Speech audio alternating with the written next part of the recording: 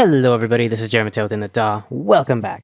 Today's video is going to be on another plugin from United Plugins, and this is going to be the Autoformer from Sound Device Digital. Now, Sound Device Digital has made a really great level writing plugin with a lot more flexibility and a lot more options than some other ones out there right now. First of all, in the top you have the preamp section, which has gain that is plus and minus 24 dBs. Your mojo section is your saturation, and you turn this all the way up if you want to have some nice crunch, and this gives you 3 different types of saturation for your preamp section. The balancer section on the bottom is very, very simple. It is how you do your level writing. You turn up the leveler knob to decide how much gain you want to give something, and you control your steer knob to control how much of a look ahead you're going to give it. 0 is going to be almost no look ahead, while 100 is going to be a very far look ahead. I highly recommend playing with this, but I like to keep this kind of in the middle up to about 1/3 of the way. The compressor section is very simple. It's a compressor. You have a squash knob, a gain knob, a time section, ratio, and a mix knob.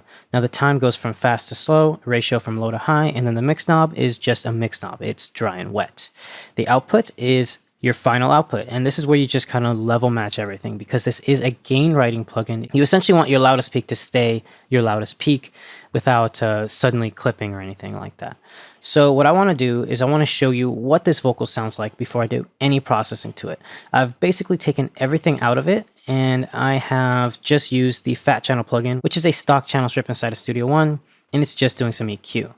So let's listen to this vocal in the mix with nothing else on it but the EQ. Flowers to the burial side, nearly every night. I hear one to resurrect no soul. Don't tell, is that good to be told? Cool, so right here when she starts singing really loud, you will notice that it gets very pumpy. It sounds like it's just going up and down, and that is not compression, that is not plugins, that is actually how the singer has sang the song.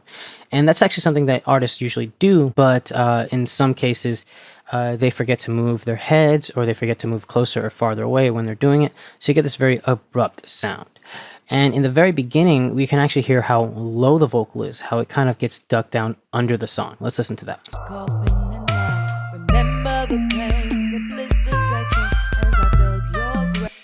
Right, it's a little bit too low and then it gets too loud. So let's check out what Autoformer did for us. We're going to turn it on and we're just going to listen.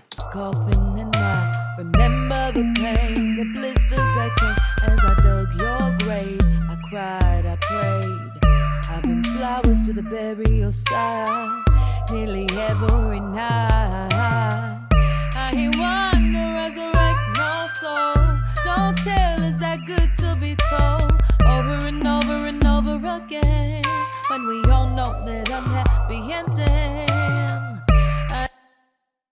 It's extremely transparent. I don't hear very much compression, if any at all.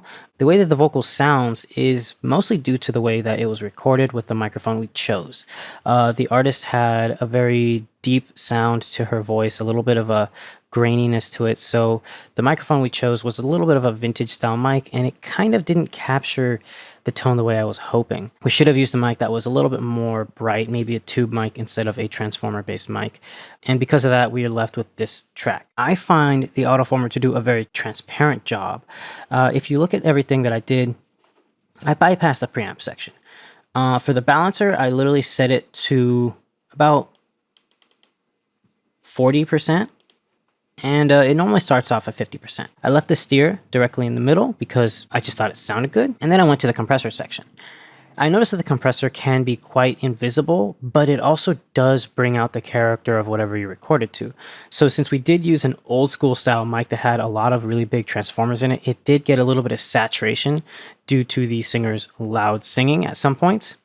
So I had to use the mix knob to bring back some of the unprocessed sound because it was bringing out some of that unwanted muddiness in the vocal. The output is just brought down just to match the levels, and that's it. It's doing a really great job. So let's listen to it right here one more time. We're going to bypass it and see how it sounds before and then after. To the burial side, nearly every night. I hear one to resurrect no soul. Don't tell, is that good? You can hear the abruptness of the singing. I was to the burial side, nearly every night. I hear one to resurrect no soul. Don't tell, is that good to be told? Over and over and over. over again when we all know that unhappy ending. Also, notice the meters when I play that. My input and output are actually about the same level at the very end. So the loudest peak is the same as the loudest peak is without it. So I've basically just level matched the before and after, but having a little bit of processing. Now all I need to do is maybe add some saturation, something to kind of sparkle this up, and then use some reverb and stuff like that to kind of add some effects to mask some of the unwanted artifacts that we get from using this microphone. The microphone that we use, I forgot what it was, but I wasn't really that happy with it, so I ended up selling it and going for the Mini K47 and then for a Gemini. So if you're looking for something that has a little bit more of a airiness, a Gemini is really great. If you want something that has a little bit more of a darker sound but still doesn't have a muddy sound, the Mini K47 is a fantastic microphone. Anyway, as far as this thing sounds, I love it. It is very light on CPU, it sounds great, and it's really, really simple to use. So I would say go to United Plugins and check out the demo for their Sound Device Digital Autoformer. It is definitely a really great plugin if you're doing vocal production and if you are mixing anything to do with vocals at all. For my taste, I actually use this quite a bit on bass guitar because I've been doing a lot more metal and rock productions, and those kind of don't really focus that much on giving you dynamic vocals, whereas they do need something like the bass to cut through the mix and kind of ride along with the track quite a bit. Anyway, this is Jeremy Taylor within the DAW. I'll see you guys next time. Bye.